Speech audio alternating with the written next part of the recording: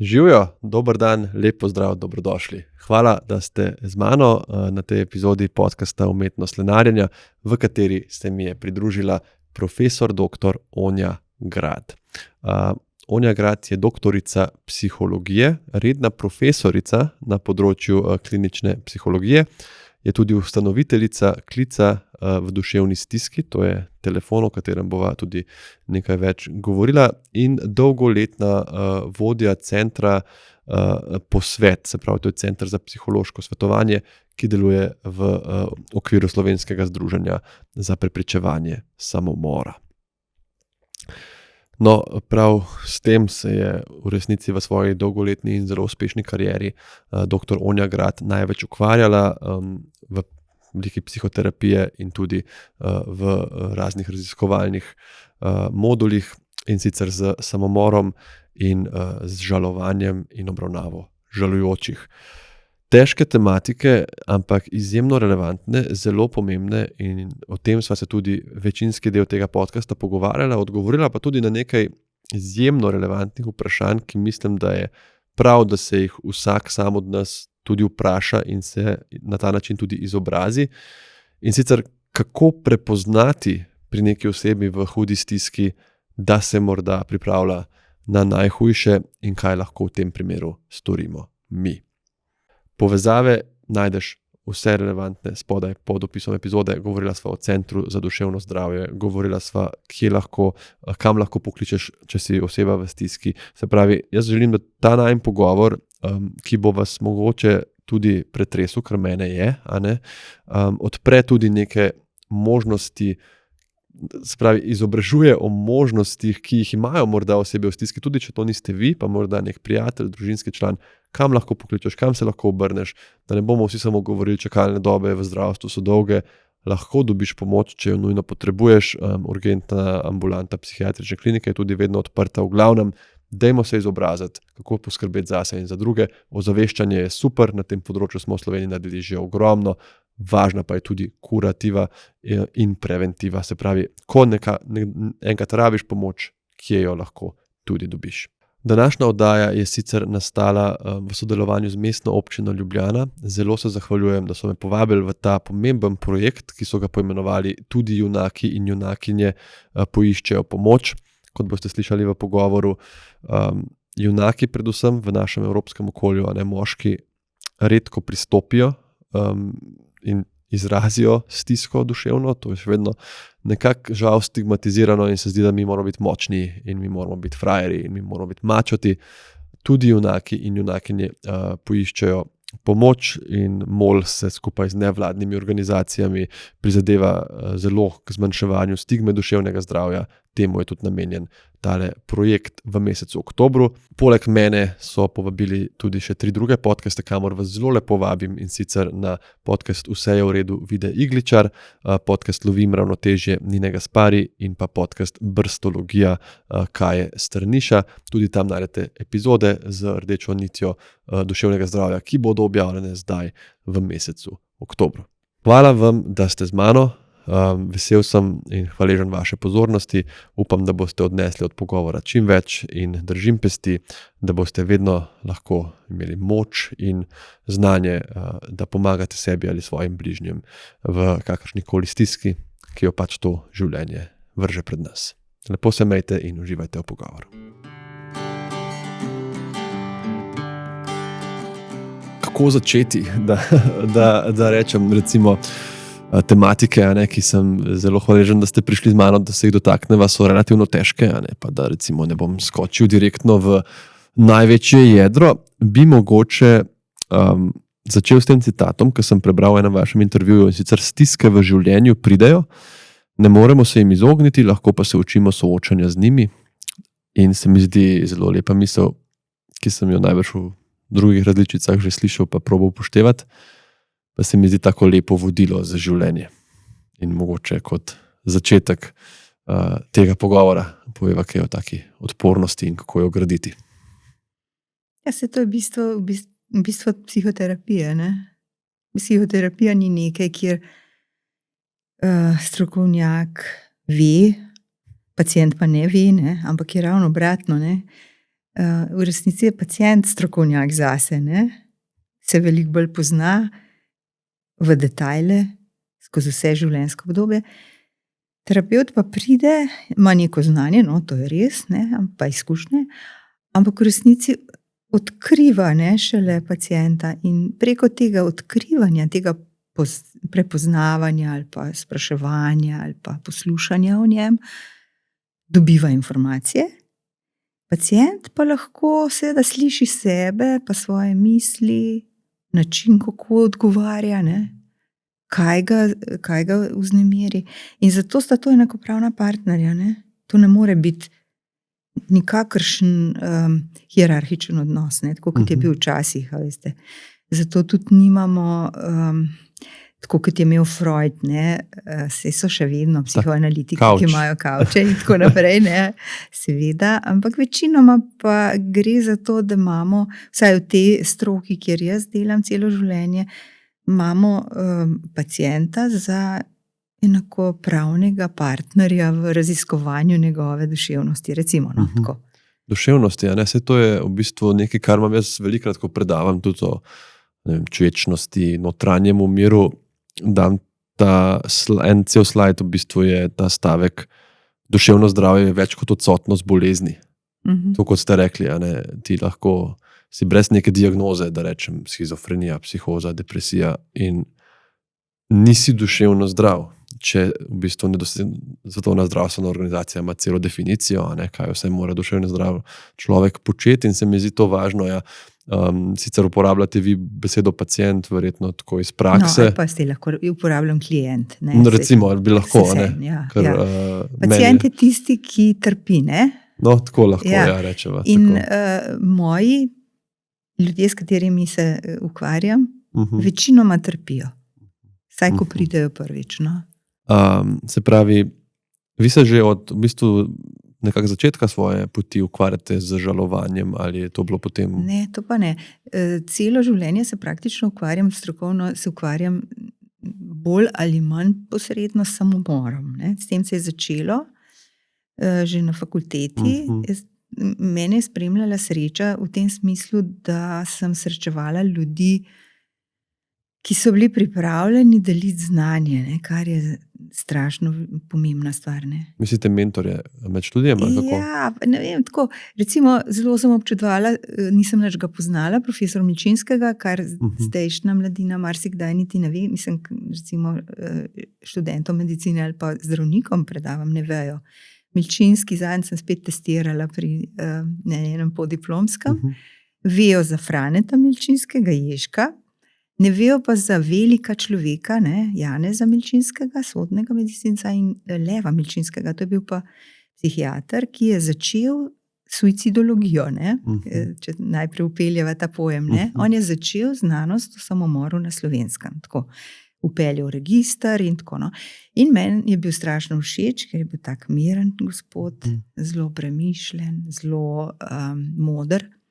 In sem ga šla vprašati v drugem letniku psihologije, če bi lahko k njemu hodila v ambulanto. In sem hodila potem cel drugi letnik, cel tretji letnik in cel četrti letnik.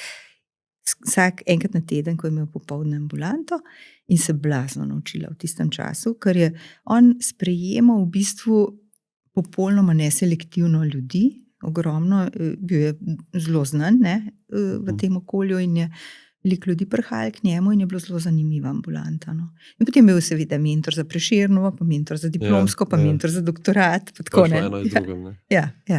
To je ta termin suicidolog, sem prvič slišal, zdaj, ko sem tudi bral malo vaše objave. Se pravi, on je, ampak to zdaj, da si predstavljamo, je šlo to za delo z ljudmi, ki so bili na nek način prizadeti od tega, da je nek bližnji naredil? Ne, on je imel on je imel na polikliniki običajno psihiatrično ambulanto. Ne selekcionirano, je pač se je pa raziskovalno bolj ukvarjal z tem. Razumem. Se pravi, ste se v bistvu v njemu videli čez spekter obravnav različnih tudi. Razumem, ja. To mi je zanimivo, kako nekako človek nekoga povleče v stroko, se mi zdi. Ne? Jaz sem imel tudi par takih profesorjev, ki so me morda, v glavo mi pade Zvezdan Pirtošek, ne? sem prišel na pouk nevrologije, nikoli nisem razmišljal, da bi bil nevrolog, in on mi je nekako s tem žarom in svojo tudi naklonjenost v stroki mi je dal nekako, da sem skoraj specializiral na koncu. No. Potem nisem, očitno tudi vi najbrž niste prišla na faks, pa rekla, jaz bi se pa ukvarjala z suicidologijo, potem je pa on s svojim, kot ste rekli, nekako žarom in nastopom vas tudi pritegnil. Ne. Ja, predvsem pa s tem notranjim mirom in ravnovesjem. Ne? On se je tudi zelo ukvarjal s temi vzhodnimi filozofijami in tako. No. Tako da je bil zelo... Tudi mi, da smo sodelovali v bistvu do konca njegovega življenja. Ne? Potem smo imeli še v njegov spomin memorial Leva Milčinskega par let. Tako da on je res ogromno naredil za slovensko psihiatrijo in še posebej pa za suicidologijo. No? A pa je tako to pogoj za vaše delo, če si predstavljam, da se tudi ukvarjaš z lastnim notranjim mirom in duševnim zdravjem in osebnostno rastjo, ker konec koncev obravnavate praktično na dnevni, da rečem tedenski bazi težke zgodbe, empatija obstaja, ne, in kako skrbeti potem zase, morda je to nujno, kar je on, si predstavljam, prakticiral. Nujno je imeti supervizijo, če se ukvarjate z psihoterapevtsko dejavnostjo. Ne. To je zaradi tega, ker se veliko stvari dotika vaše osebnosti tudi, ne. In tako lepo pravijo, ne, da človek, ki se z kot rečejo dušebrižniki, ne? Ali pa dušebrižniki, ja, ni fin izraz. Ja, nisem še slišal. Vse na psiho in karkoli že, ne.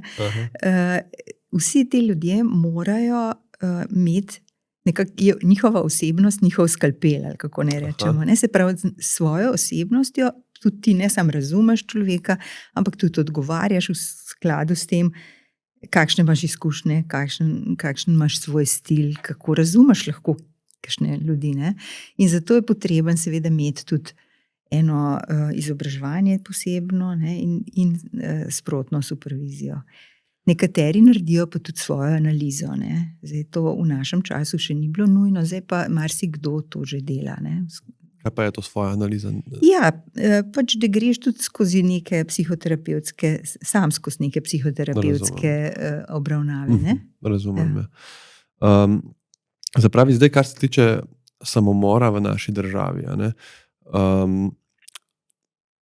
a je to še velja, da je Slovenija, kar se tiče prevalence, kar visoko na svetovni ravni? To sem pred leti bral nek članek, pa se ne spomnim niti kje, tako da ne vem, če je bil strokoven. No, jaz bom zdaj tako malo na grobo povedala, da to za poslušalce zelo fino, zato ker ta mit še vedno velja, ne? Ja, da se smo to, mi strašno visoko. In se to ponavlja. Ja. In se to tudi ponavlja v medijih in tako naprej. Ne?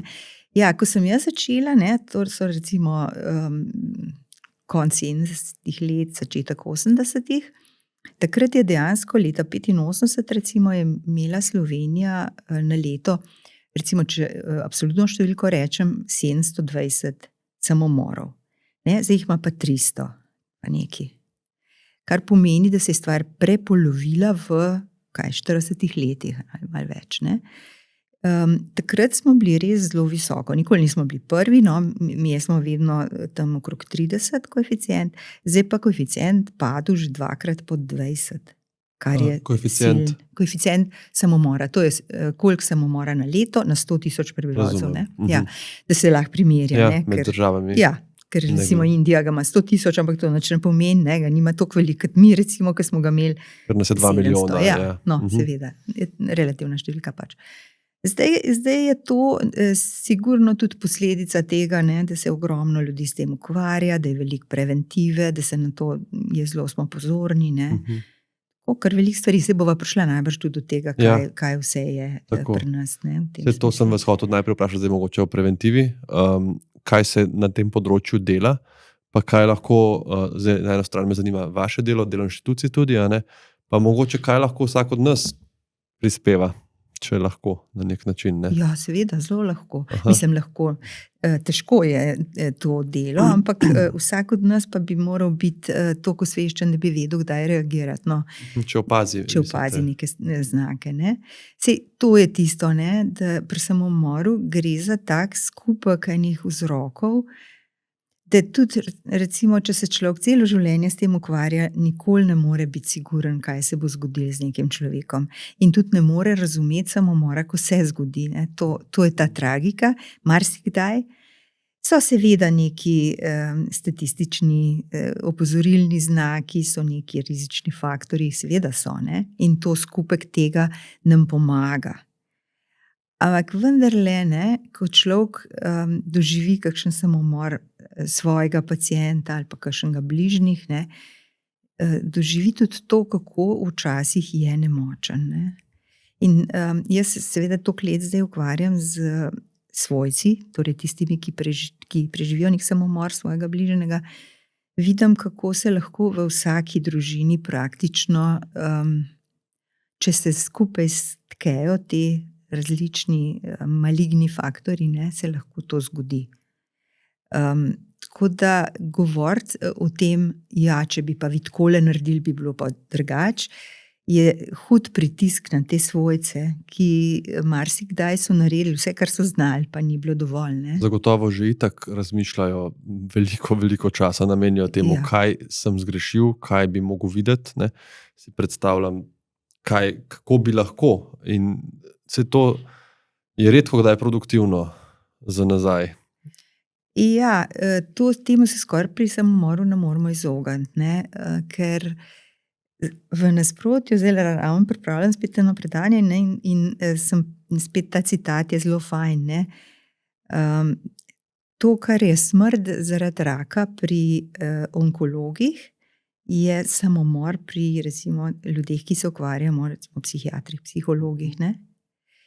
Ampak v čem je razlika? Zakaj onkolog nekako recimo lažje sprejme to smrt? Ali bolj?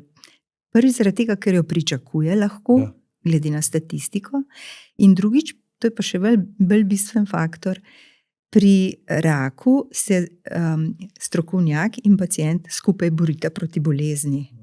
Pri samomoru je pa občutek, da se strokovnjak bori proti temu človeku, ki poskuša samomor. Ne. In ko se samomor zgodi, je seveda občutek, da ničesa nisi videl, nisi naredil. Veliko večji, kot pa je lahko pri recimo kirurgu, onkologu, ne vem komu še, ki mu umre pacient. Ne.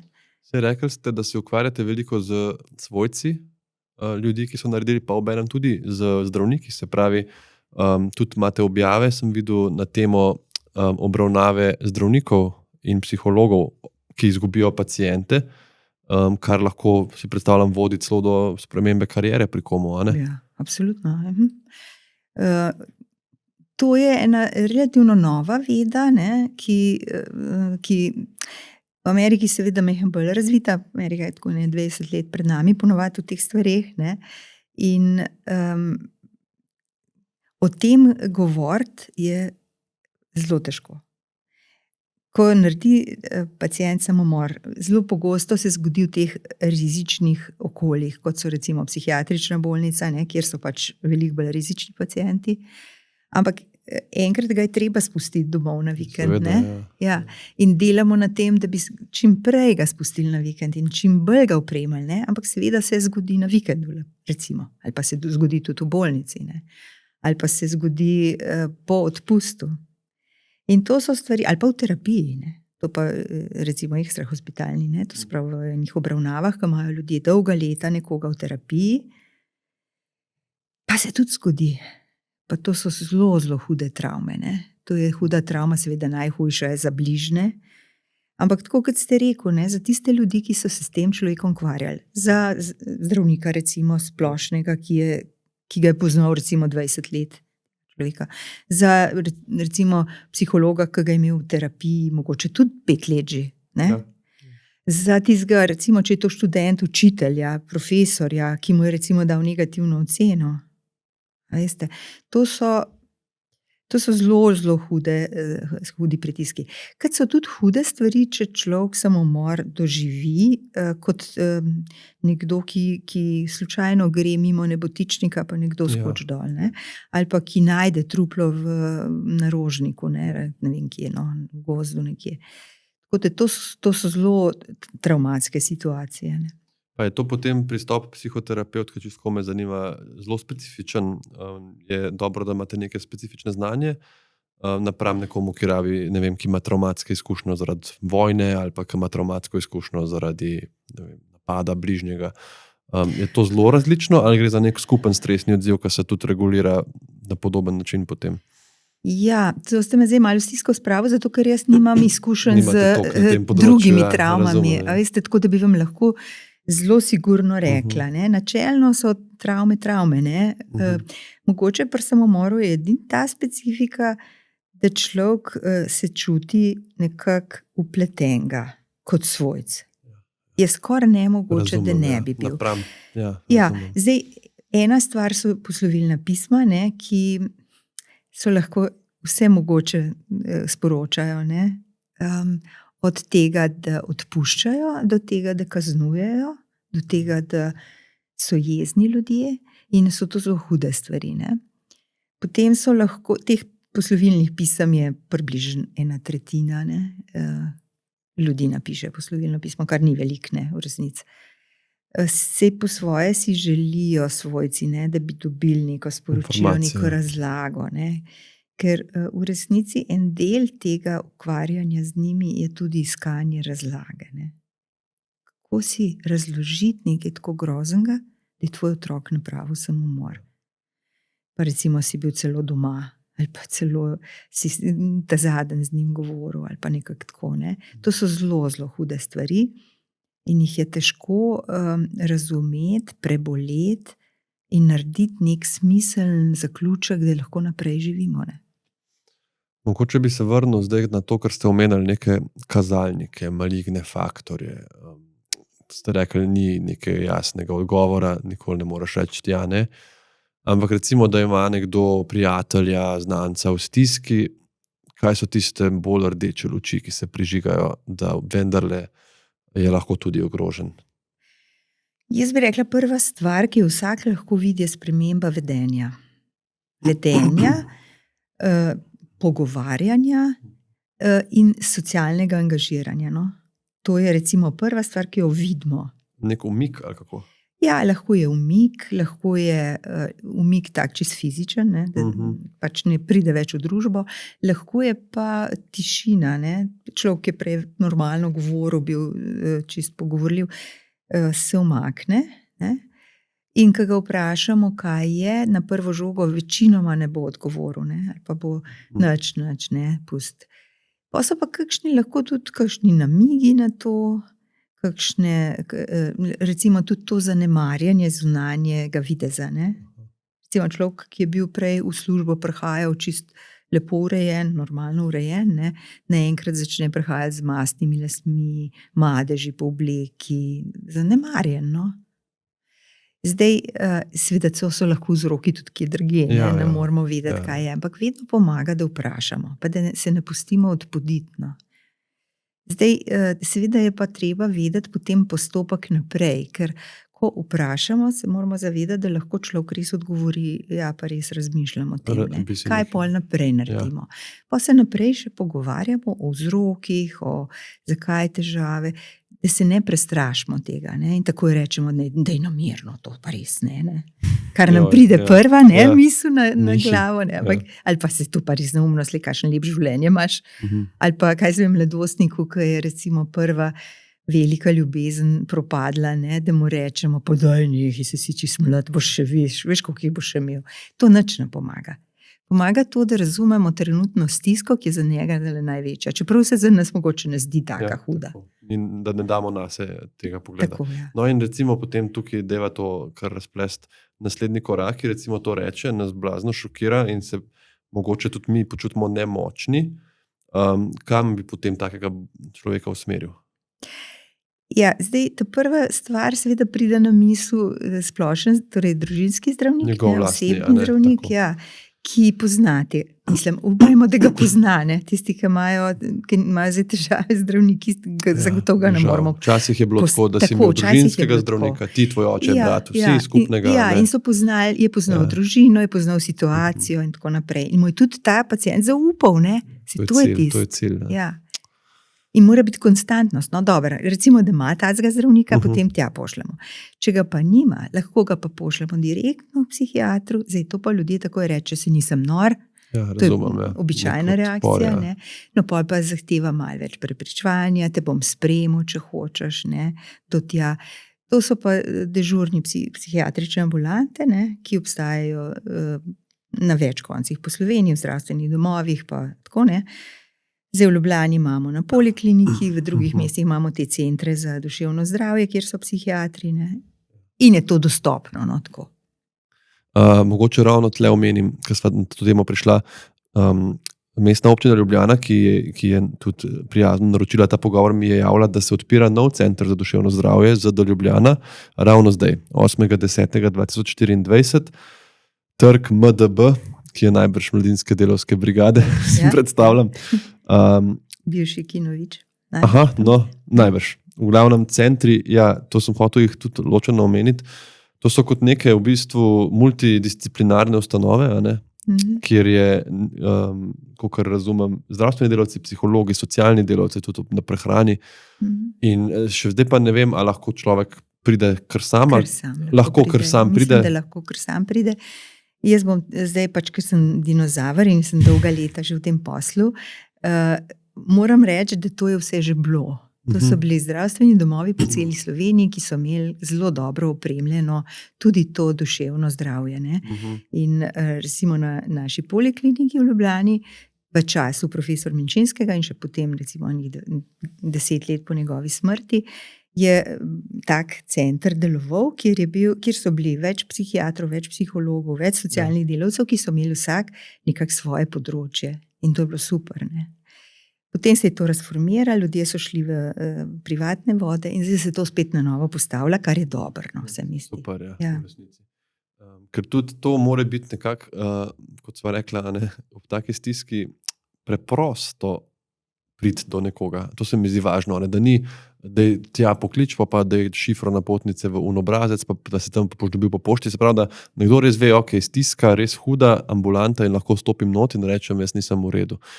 Je pa ta poanta res važna, ne? Da nekdo, ki ti reče, ja, zdaj, ko vprašaš, jaz bi si res lahko kaj naredil, tako je hudo, da ne greš na se in na to, to se ni hudo, da je nehi, a greva, ne vem, na pivo, tlo nekaj tako, ne, se pravi, v smislu alkohola, ki lahko še poslabša zadeve. Jo, to treba zelo poudariti, res. Ne, to je eden izmed rizičnih faktorjev. Aha. Trenutno preveliko opijanje, ne, ali pa seveda proces, ne, kot je alkoholizem. Ja, aha. Oboje lahko pelje proti temu, da ne znamo več rešiti stvari drugače kot samo moram. Ne. To je zelo treba poudariti. No, super, da smo še to. Ja. Da, to, kar se mi zdi, da je to kdaj. Ne. Si v stiski, da greva na empir, pa se bo zmenila, ne. Da je v resnici lahko zelo škodljivo. Ja. To je mogoče dobro, da dodatno poudarva.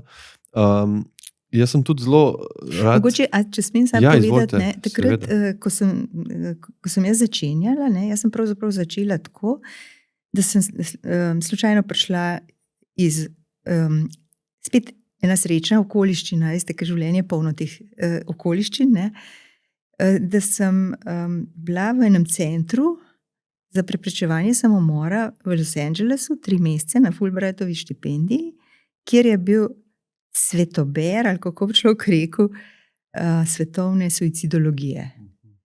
3 največji strokovnjaki so vodili ta center, ki imajo največ objav tudi na tem področju, so jih imeli takrat.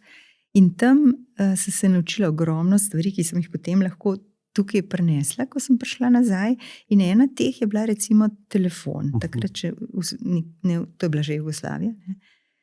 Ni bilo telefona, ne, kriznega. Klic v duševni stiski je to, ne? Klic v duševni stiski, ki dela še vedno, ne. To se pravi več kot 40 let, ne. 80 leta smo začeli, no, zdaj malo 50, ne. Tako da to je recimo tudi ena taka stvar, ki deluje po noči, ko so te inštitucije manj dostopne. Saj so, ne, ampak je treba to, kar ste omenili, ne, je treba že bolj vedeti, kam je treba iti, ne. In ljudje so pa po noč zelo v stiski. Ne moreš buditi prijateljev, ne moreš se pogovoriti včasih tudi s partnerjem, ne, ker spi. Ljudi ni, tema je. Tema je, vsi problemi izgledajo veliko hujši, ne. Tako da vi ste to fino opisal tudi, ne? Po noči grozen ne spati. Ne? Pa niste imeli ne vem kakšnih problemov drugih. Ne? Že ne spanje je obupno. Zdaj, če pa ste depresiven, če razmišljate o samomoru, je pa to grozno hudo. Sploh ne predstavljam, ker jaz že to, ko sem bedel, v bistvu, če sem bil čez dan pol utrujen, to je bilo neprimerljivo manj hudo. Ker je bil svet je laufal, ljudje so hodili okrog, eni so se smejali, eni si videl na avtobusu, svetlo je bilo, ne. Nisi bil sam. Po noč pa je ta tunelski vid nastane, ti in ta tema in nekako ne vidiš. Ven jaz sem to pol dojel in sem si kdaj dejansko rekel, počakaj do jutra, ker sem imel v glavi ta misel, da moram zdaj rešiti situacijo. Zdaj razmisel, kako boš jutri utrujen delo, kdaj boš šel spat. Sem si samo rekel, počakaj do jutra, pa takrat začni reševati. Ne? In mi je to blazno pomagalo. No, ampak recimo ljudem, pa, ki so depresivni, to ne bi pomagali. Ne morejo se sami na ta način. Ja, ne morejo, ker je ta tunelski vid preveč zožen in na koncu je samo še lučka rešiti se tega. In zato je ta telefon blazno priročna zadeva, ne? Ker je pa takoj dosegljiv. Na drugi strani je dobro educiran strokovnjak, ki, saj na našem telefonu, no, ki bo poslušal in pomagal najti vsaj začasne rešitve do jutra, pa naprej. Tako, ja. To delajo pa po noči. Ja, od 7 zvečer do 7 zjutraj. Ja. Dejansko tudi vabili, nekateri tudi so sodelovali, tudi študenti medicine. Ja, sej, recimo človek, ki ste ga prej omenil, je tudi sodeloval. Aha, no, evo. Veliko ljudi, ki so zdaj na zelo pomembnih mestih, je začetke tukaj dobili. Nekateri, recimo Nataša Tul, je celo povedala, da je ogromno teh komunikacijskih spretnosti pridobila na izobraževanju za klic in potem na delu na klicu. Ker to je tako, veste, ko začnete delati, zvečer ob 7 se začne in celoten spekter človeških problemov lahko slišite. Ja, razumem, ja. Brez cenzure, zaradi tega, ker ljudje zelo zaupajo, ne? Ker je to en tak zelo intimen stik. Ne? Anonimno, ja, kako? Lahko je anonimno. Če želijo. Če želijo, so lahko anonimni, ja. A veste, telefon, koliko se pokliče?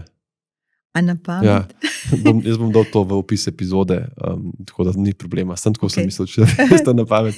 Drugače pa lahko se tudi poišče, klic v duševni stiski, to se takoj najde. Zdaj, 34 let sem bila vodja, zdaj pa nisem več 10 let in ne vem več, no, na pamet. Prej bi pa vedela, ja. Nismo pa nič, imamo tako navadno številko 01 pa 522 pa tako. Aha, ni nad nič, 8 nič. Ne, ni. Zato, ker je v sklopu psihiatrične klinike. Ne. A ja, je 522 kot klinični center. Ja. Aha, razumem. Kar sem hotel še vprašati, se pravi prevencija oziroma preventiva, ne, pa je pa še postvencija. To besedo sem pa prvič videl zdaj, ko sem bral vaše zapise, pa me zanima, kaj je to postvencija. Ja, to je v bistvu nova skovanka, ne? Podobna prevencija je nekaj, kar narediš prej, ne? In preprečiš, recimo, samomor. Postvencija je pa, ko se na žalost samomor zgodi in potem ostane, tako kot sva prej rekla, kup ljudi, ki potrebuje pomoč in temu se reče postvencija. Na ta način, ja. Recimo, zdaj smo napisali en priročnik postvencija v osnovnih in srednjih šolah, kjer se tudi nažalost zgodijo samomori, ne? In potem ne učitelji, ne starši, ne otroci, mislim, dijaki ne vejo, kako ravnati. Seveda, ja. In zdaj imajo en priročnik, ki jim zelo dobro služi, da vejo, kako stvari prijeti. Še vedno lahko pokličejo strokovnjaka, ampak vejo v prvem trenutku, kako reagirati. Ker včasih je bilo celo tako, da niso drugim dijakom povedali, kaj se je zgodilo, ali pa so prikrivali, ali pa so različne finte so bile in različni načini in prišlo je do zmede in otroci so bili prizadeti potem in tako. No, zdaj se mi pa zdi, da s tem, ker so dobile vse šole ta priročnik, da bodo imeli možnost nek krizni tim sestaviti in tako. Ker to je kot neka blaženje posledic, ki so seveda, ne, kot ste rekli, velike. Si sploh ne predstavljam kakšne. Tako iz osebne ravni, na srečo si ne morem, ampak blaženje posledic, da ta življenja, ki so ostala, nekako nadaljujejo z življenjem. Predvsem je tukaj, kar sva že omenila in se mi zdi res veliko krivde. Mogoče celo v šolah spet, če rečeva, začne kdo razmišljati, kdaj sem bil pa nesramen do njega, kdaj sem pa mogoče, ne vem, kaj je zafrkaval, to kot se otroci med sabo. Ali pa še hujše, ne, da sem bil pri Jatu, pa mi je prejšnji teden rekel, kaj misli narediti, pa mi je rekel, da ne smem nikomur povedati, pa sem se tega držal. Ali pa nisem resno vzel. Ali pa nisem resno vzel. Ampak velikokrat je to, da držijo obljubo in se potem to zgodi. Ne? In to je res strašna krivda na tega prijatelja, ne, recimo.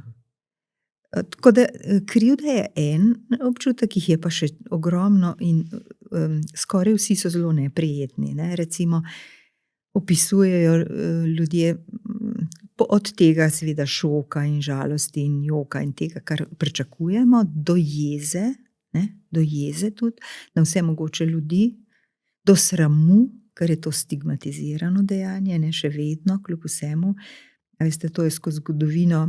Samomor je v bistvu spremljal človeka od klinopisa dalje, imamo že zapise, ne, iz egipčanskih časov, pa do ves čas. Ne, in zelo veliko je bilo vplivov različnih, ne, na to, kako se je gledalo na samomor. Ne. In velikokrat se je gledalo ali preveč permisivno, pa je bilo zato zelo veliko samomorov, recimo zgodnje krščanstvo, ne, ki je v bistvu svojo vero nekako spodbujalo celo, ne, v drugem življenju boš imel pa boljš, kot je zdaj, in je ogromen ljudi zaradi pritiska Rimljanov recimo naredili samomor.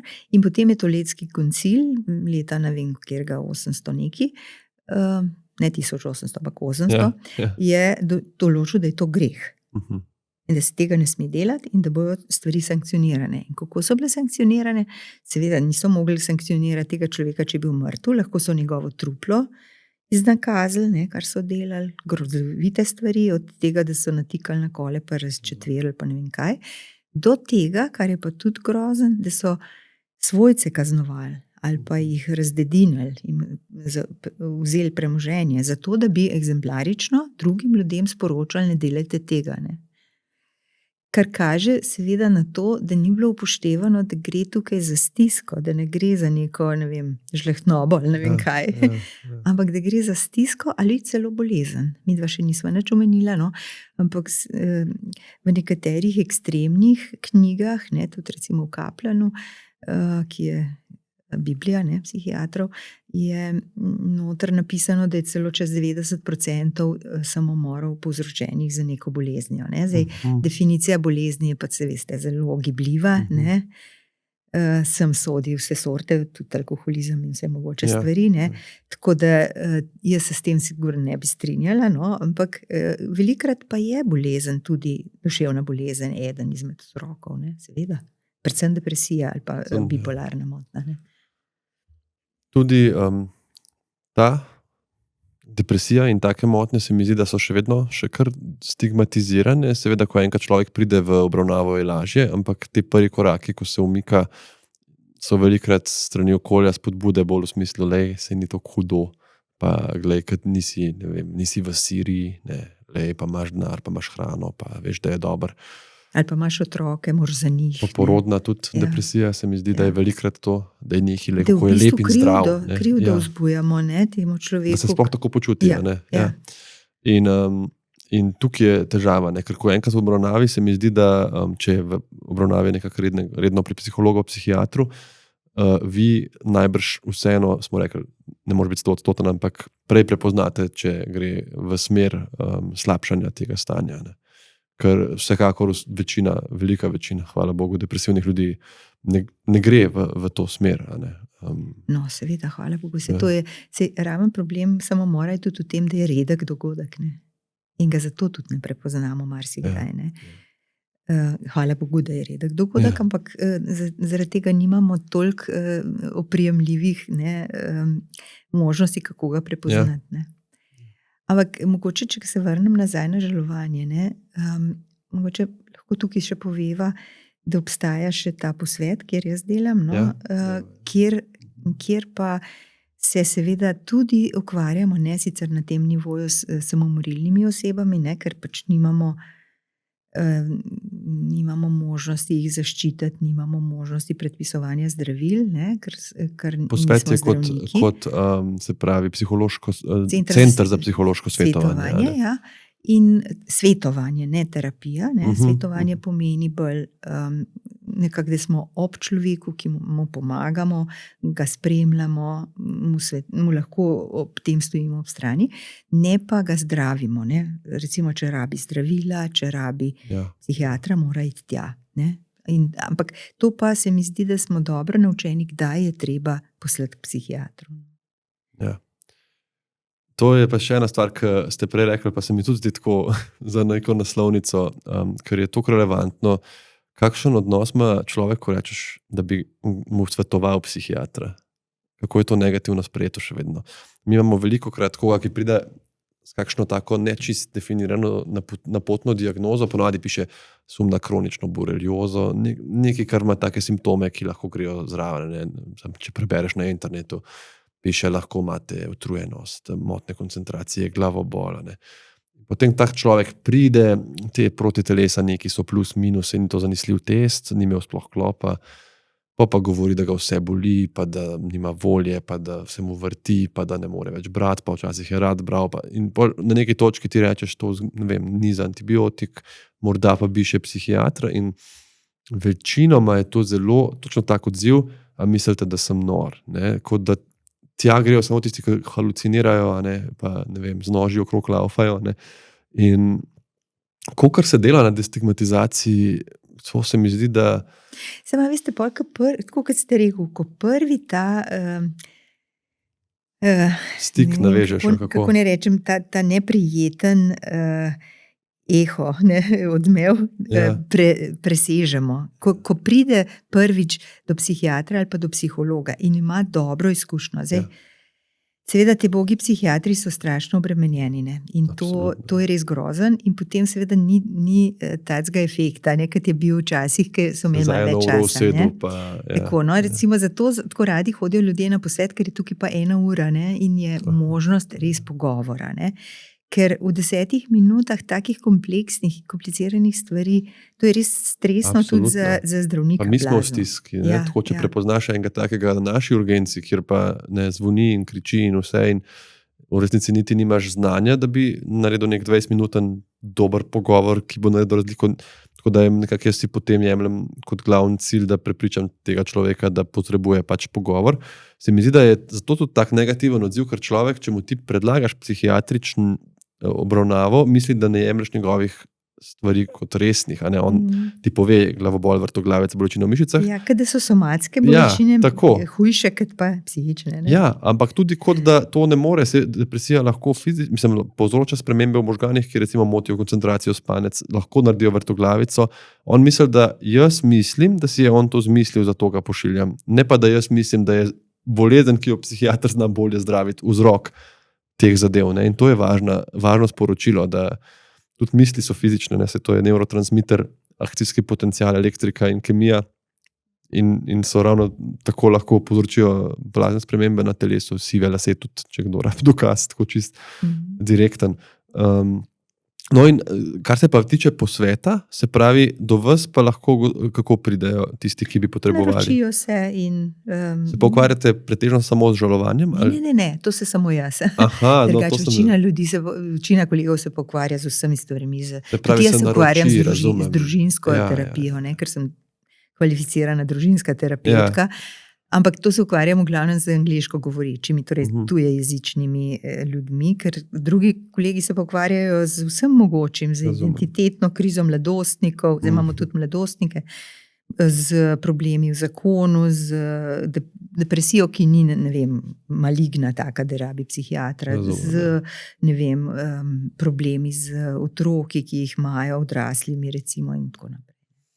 Ja, to se mi zdi važno vedeti, ker to mi tudi ljudje pišejo kdaj na Instagramu, da kakšne so čakalne vrste, pa kako se do psihiatra, pa da nimajo časa. To je res, to je realnost naša.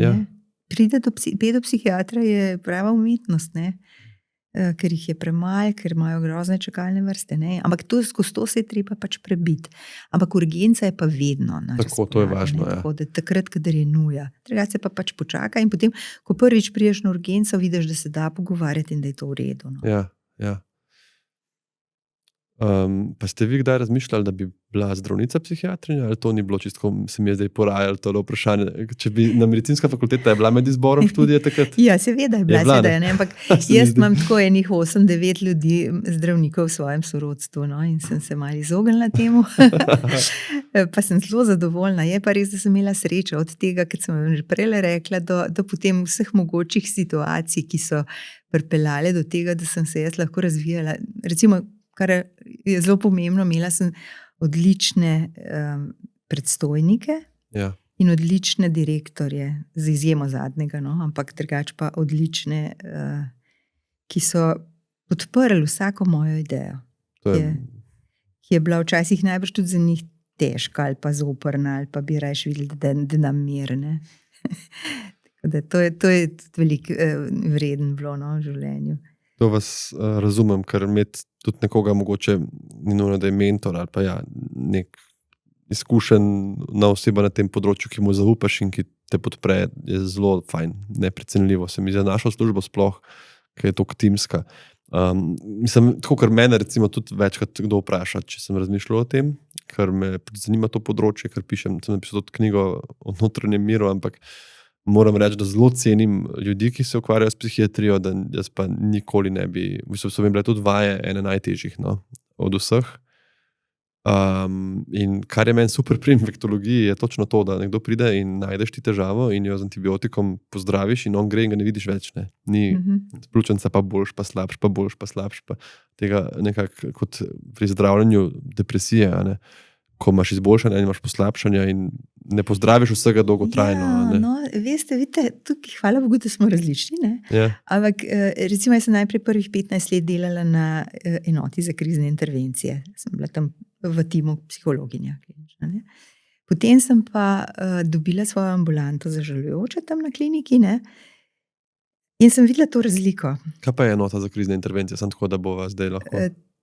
To je enota, kjer pač hospitalizirajo ljudi, ki so po poskusu samomora, ki imajo neko krizo, hudo, in so noter recimo 14 dni, pa še en teden ali pa 14 dni dnevne bolnice in potem grejo naprej v ambulanto. Tako kot neka nujni sprejem za to najhujšo stisko. Tako, in iz tega ste šla v ambulanto za žalujoče. Za žalujoče, ja. Ki jo je podprl spet predstojnik, ne, in direktor, lahko bi rekli, kaj se pa ti greš. Ne, in so uredili, da je bilo to plačano od zavarovanja in tako, no, je bila terciarna dejavnost. In je seveda ambulanta bila ogromna, ne, to sploh ni bil problem, bilo je treba čakalno dobo, smo imeli. Ne. No, ampak jaz sem gotovila, da je žalovanje ena stvar, ki se zgodi lahko vsakmu od nas. Ne. V bistvu se mi zdi, da se slejko prej vedno, ne vem. Ja, ampak večina ljudi vendarle, ne, to sami nekako redijo. Ja, seveda. So pa seveda žalovanja, ki jih ne moramo sami, ker so tako huda. Mislim, da človek je presenečen, kaj vse ljudje zdržijo, pa grejo naprej. Ne. Ja. Recimo, mama, ki je izgubila 4 otroke, zadnjega zaradi samomora, ostale 3 pa zaradi drugih razlogov. Kako iti naprej sploh? A sem sploh še mama, sem sploh še ženska, kaj sem s tako zgodovino. Pa grejo ljudje naprej. Pa, tako naprej, no, zelo hude stvari, ampak vidiš to, čemu rečemo celo posttraumatska rast, ne, če ste že slišali za ta izraz, ljudje, ki se iz tega izkopljajo, vedno poročajo, ali pa večina poroča o tem, koliko so se spremenili tudi kakšne stvari, spremenili pri sebi, da lažje živijo. No, nekako.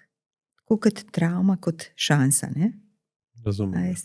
Zato je dobro, da ste to omenila, ker nisem hotel zdaj dati ideje, da mislim, da je v bistvu, da je nemogoče uspešno zdraviti neke depresije, pa neke stiske, pa da je vedno recidiv. Sploh ne. Je samo narava dejansko psihiatričnih bolezni večkrat taka, da je dolgotrajno in da so poslabšanja in izboljšanja. To so pa take zgodbe, da zelo težke, ne? Tudi ta vaš primer, ampak spodbudne na nek način. Ampak imajo dober zaključek. Tako, spodbudne tudi za... Ja. Jaz pa tudi, to je tudi ta razlika, ne? Ker ste prej omenili, dam antibiotik, človek gre in je boljši. Ja. Jaz pa raven v tem vidim čar svojega dela, da ljudje prihajajo, vedno boljši, na koncu sami rečejo, marsikdaj, zdaj sem pa v redu, hvala vam lepa. In pa se zmenimo in za novo leto povejo še čekaj novega, mi voščijo in tako. In nekako imam občutek, da so odšli, da so našli sebe, ne? In da sem jim pri tem nekaj vsaj asistirala, no, če že ne. Ja, to je krasen občutek, da nekdo na ta način se izboljša. To pa zagotovo. Mislim, jaz tako nikoli nisem na tak način zdravo, ampak meni že to, da mi nekdo reče, ne vem, zdaj pa bolj spim, odkar sem prebral nek tvoj zapis, mi že blazno veliko pomeni, ker vem, kakšno stisko sem jaz imel na tem področju. Pa ne predstavljam, da kakšno naklonjenost čutiš, seveda terapevtu, ki ti pomaga čez toliko hude stiske, morda pač kdaj tudi jaz izkusim, če bom kdaj rabo, ampak zaenkrat samo... Prej, ki ste omenili antibiotik, sem se spomnila, da mi je ena pacientka rekla, vi ste moj antibiotik. A ja. Ki je prihajala tako, pa ni prišla, pa je spet prišla. A ni lepo? Ja. No, ja, so take stvari. Čeprav je tako, ne, so pa ljudje, ki seveda to obdobje, ko so bili v krizi, raj pozabijo, ne? Tako da...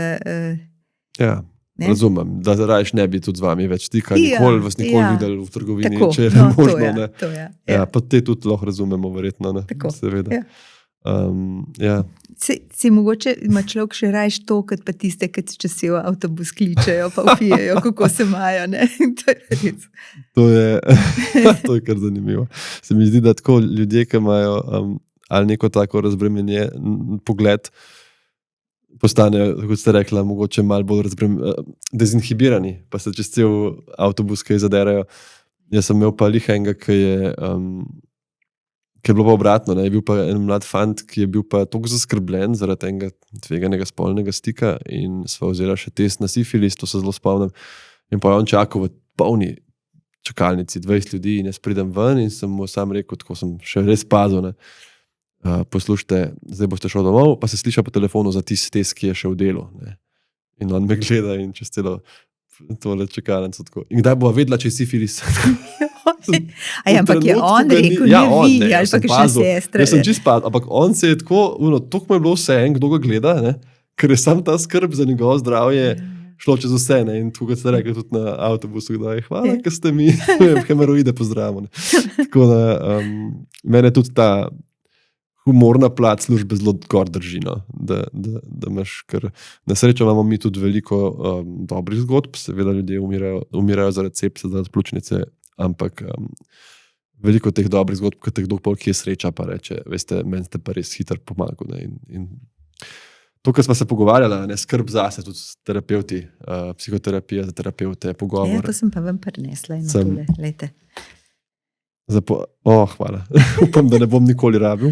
Ne, ampak, to pa ne reči, zaradi tega, ker se veste, v vseh okoljih se pojavljajo te stvari in lahko priročnik za pomoč zdravstvenemu osebju po samomoru pacienta, to bom spravil zagotovo. Imeli smo tudi že, ne vem, če prav na kliniki, vem pa, da je iz te stavbe tudi en gospod nekoč čez okno skočil, prejšnje stavbe. Ne spomnim se, kdaj, se tudi nima veze, ampak vem, da je že tisto, pa mislim, da gospod je bil samo poškodovan.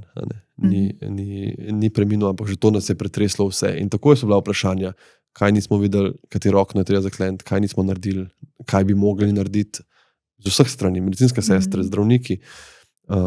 Mi mogoče celo premalo znamo na tem področju. To je, veste kaj, tudi sploh, dobro, eno je znanje. Znanje pomaga, da se lotimo stvari, ampak drugače pa to tako čustvena stvar, da tudi, če imamo veliko znanja, nas to zadene. Nek odziv pride vedno. Ja. Ker ne vem, sem vam pravila, da smo mi imeli včasih, v boljših časih, no, smo imeli en krizni tim, ki je v primeru samomora na enem od oddelkov, recimo naše bolnice, šel tja in pomagal tem ljudem, temu osebju. To se zdi zelo smiselno. Ker recimo sestre so ogromen s pacienti, ne? To nisem zdravnik. Zveda, zdravnik se najbolj krivi, ker misli, da je najbolj odgovoren, ampak sestre so pa navežejo stike, ne? Zelo in svojci in z vsem, ne? In seveda rabijo pomoč, ker se jim zdi grozen, da neki niso naredile, kar bi morali, pa mogoče sploh ni res, ne? Mogoče se ni dal preprečiti. Ampak je važno, da o tem govorijo, ne? Če pa to zapremo in se o tem ne govori, je pa to najslabše možno. Zdaj me zanima to, govorila sva o tem, koliko so številke padle, ne? V letih, se pravi samomor na 100.000 prebivalcev Slovenije. Posledica česa je to? Vsega tega, kar delamo tudi ozaveščanja na sistemski ravni, ali boljše dostopnosti, ali vidimo to tudi v drugih državah sveta, tak upad? Teh razvitih. V razvitih, ja. Drugač imamo pa slepo pego za Afriko, ne vemo niti za nekatere. Ni podatkov, ne? Ja, ni podatkov. Recimo zelo drugače Kitajska, drugače Singapur, ne? Ker recimo v Evropi je 4:1 koeficient moški ženske, ne? Pa 3,5:1. Ali pa 4,5:1. Toliko več moških je. Več moških. V Singapurju, na Kitajskem pa 1:1 ali celo mečkam več žensk. Kar govori na te kulturne razlike, velike kulturne in družbene razlike. Ne. Ampak jaz mislim, da je veliko preventive, ki dobro deluje. Ogromno. Ne. Na vseh nivojih. Veste, imamo veliko se je razvil tega, ogromen strokovnjakov se ukvarja s tem. Da jaz mislim, take akcije tudi, pa tudi taki pogovori, za katerega sem vam zelo hvaležen, čeprav moram reči, da je en težjih, ki sem ga imel, težjih po tematiki, ne? Potem, da se je z vami težko pogovarjati. Zdaj me pa to zanima, kar ste omenila. Zihar so nekako raziskave in diskusije in mnenja, zakaj bi toliko več moških v Evropi bilo ogroženih. Ne samo v Evropi, v vsem zahodnem svetu. V razvitih državah, tako. Ja, veliko stvari je, ne? Spet tukaj vidimo, da je to najbrž ni samo genetika, ne? Mislim, ampak je vsaj epigenetika, ker gre za to, ne, da seveda vzgajamo moške v to, da morajo biti tough, ne? Morajo biti močni, morajo sami reševati probleme. In maksimalno, kar je, da moški pride k svojemu zdravniku, se veste, ne, tiste procente, ne vem koliko, 50% jih pride v zadnjem mesecu pred samomorom k svojemu zdravniku. Ne. Nisem vedel. Ja, ogromen procent. No. Ampak kaj to pomeni? Ne povejo tistega, kar se jim res dogaja. Ne. Povejo, da jih želodec boli, ali pa povejo, da maksimalno, da so nespečni, ne, ali pa da ne morajo, ne vem, glava jih boli. In potem jim zdravnik, če ne vpraša, ne, če ne posumi, in pač da tisto zdravilo za tisti organ, ki ga oni omenjajo. Ja. Zdaj, če bi bil pa vešč, ne, bi pa vprašal, kaj se pa dogaja, se je to spremenilo, kdaj se je pa začel ta glavobol, ne? Če bi šel v to raziskovanje, pa to bi moral imeti malo časa, ne? In znanja. Ne? Se pravi, moški mora biti močen in ne sme prositi za pomoč, ne? Zato je zdaj recimo ta slogan pomoč se je razdelil na moč, razumem, da je v bistvu moč, tem, da greš in vprašaš in prosiš in tako. Ne? To je ena stvar. Druga stvar je, da moški običajno uporabljajo zelo agresivne metode, ne? Ki so bolj uspešne. Agresivnejše kot ženske. Ne? Ja. Čeprav in ko ste rekel, ne, človek se je samo poškodoval, ne, velikrat rešimo te ljudi, ne, in so zelo dober vir tega, ne, psihološka avtopsija je spraševanje po samomoru, ne, običajno gre za spraševanje svojcev pa zdravnika pa tako naprej.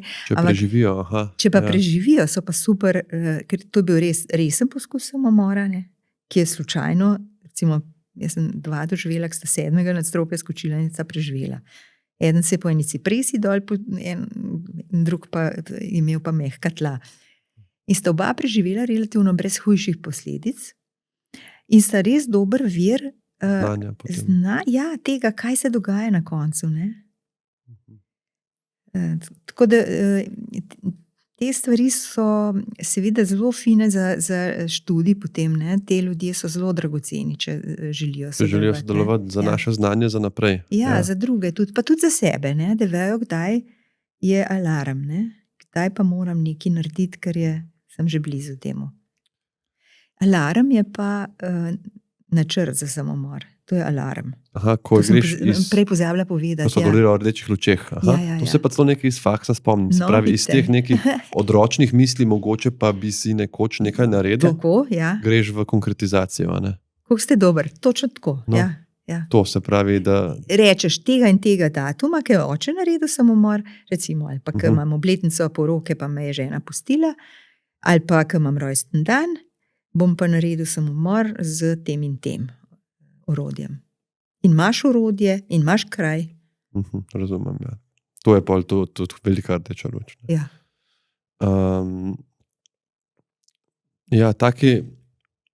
Taka sporočila se mi zdijo tako važna, da mi je tako celo malo obenem žal, da so pogovori taki, da jih je veliko ljudi rajši sploh ne bi poslušali. Jaz sem recimo eno podcast epizodo o otroškem raku, kjer nastopata pediatrinja pa ena mamica otroka, ki ga je preživel, pa sem ga delal z junaki 3. nadstropja in sem prav specifično tudi rekel, da bi prosil za sogovornico, ki je otroček preživel, ravno zato tudi, ker super pogovor in zelo tudi pozitivno usmerjen v to iskanje nekako vzrokov, kako poteka, kako razumeti te starše, ampak vseeno ena najmanj poslušanih mojih epizod.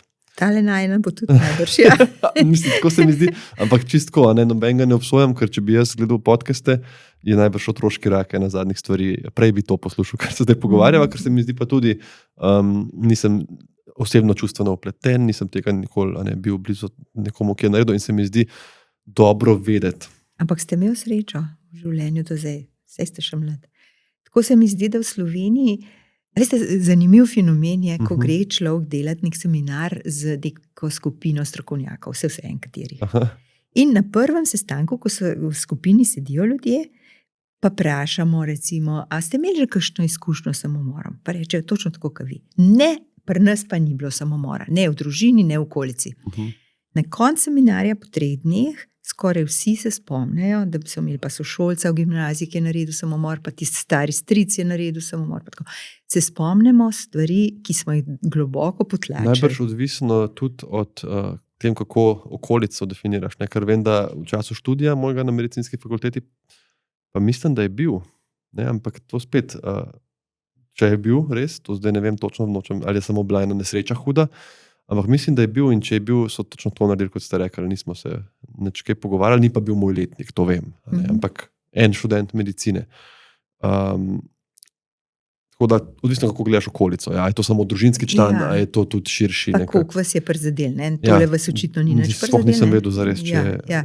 Ampak jaz se pa recimo spomnim, kako je soseda, ki je bila od mojega brata sošolka, pri 18 naredila samomor in vem, kako so bili starši zgroženi in brat, ki je starejši od mene, zgrožen, jaz sem bila še otrok, in kakšen vtis je to na mene naredil, pa jo nisem tako, mislim, sem jo poznala, seveda ne, ampak veste, kaj to na vas naredi, toliko si človek zapomne, koliko je to čustvenega. Spomin, seveda.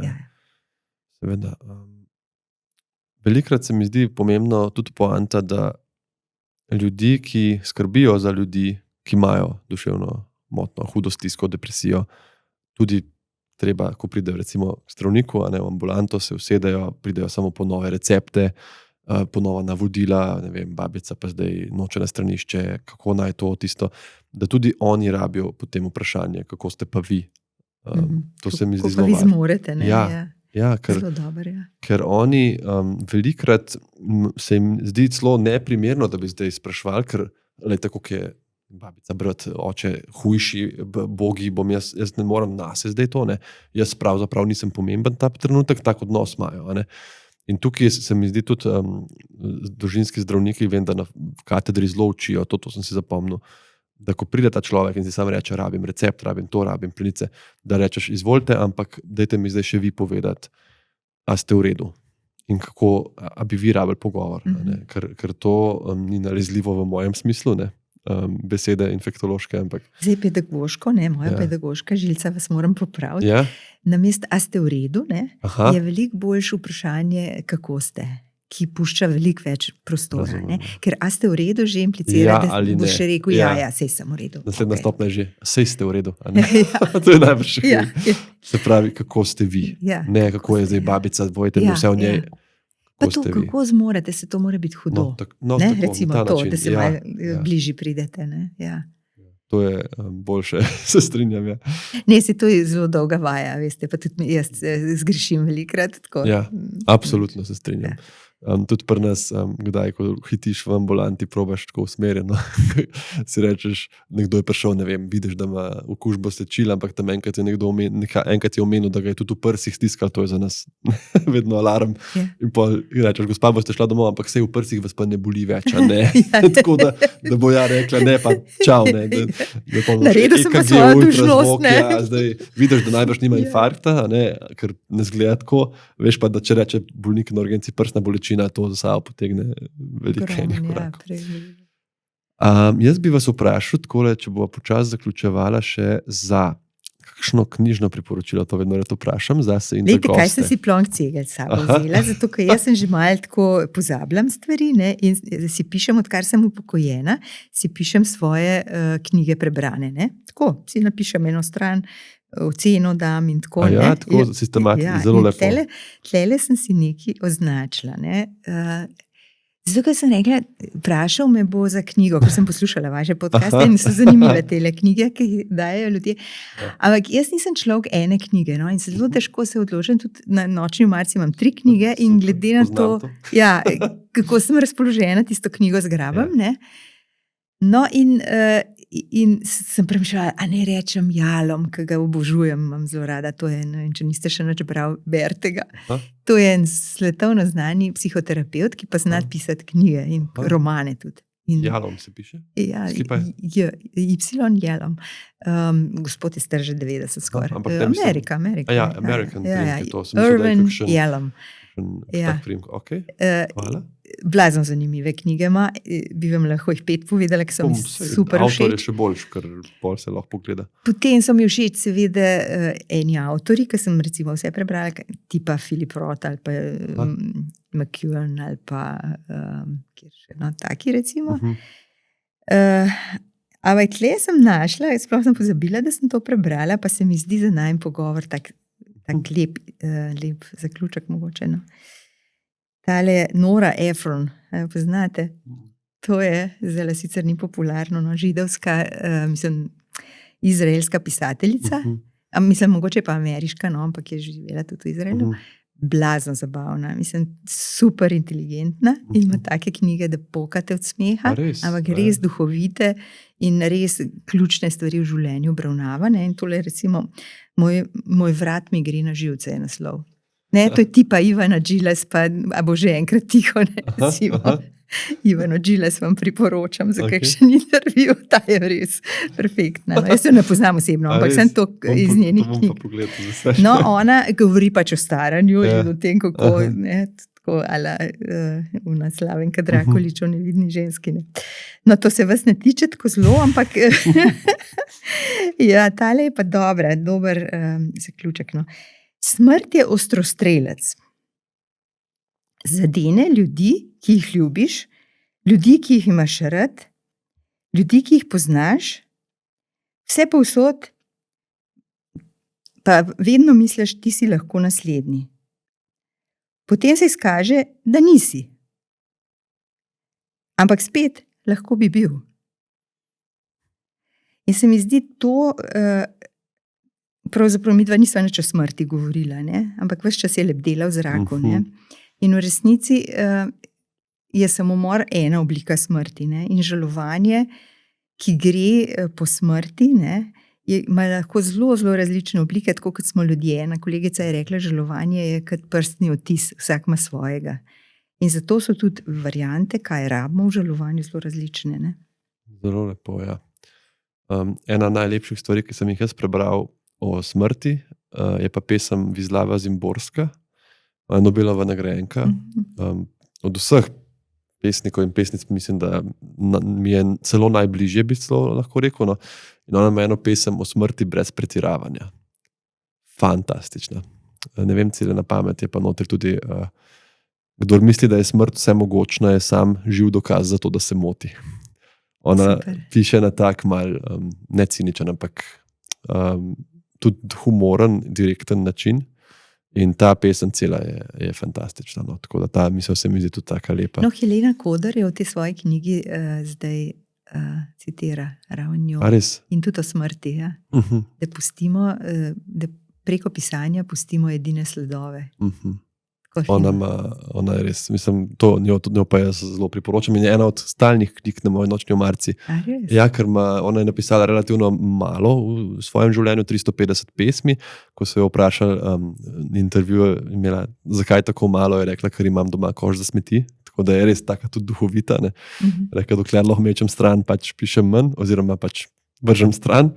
Tako da je cela zbirka zdaj prevedena, Jana Unuk. Ena knjiga v mladinski knjigi, ena knjiga za celo zbirko in to imam jaz tam in listam. Nisem še vseh prebral. To je super. Kakšne dvakrat pa tako je. Tako jaz berem Alice Munro. Ona ima tudi te kratke zgodbe in je to tako za zvečer glih fino. Ja, vse to je na ta način. Ja, zdaj bi se še eno uro o knjigah pogovarjal. Najlepša vam hvala za vaš čas, za te zgodbe, za ta uvid, ki mi je odprl. Par zadev pa sem mi izdel, da že nekaj poznam, ampak vse nekaj poznam, pa vseeno sem zelo hvaležen. Hvala vsem, ki ste poslušali, ki ste bili z nama in upam, da tisti, ki ste v stiski, ki boste v stiski, najdete svojo pot, pa niste sami. Ne?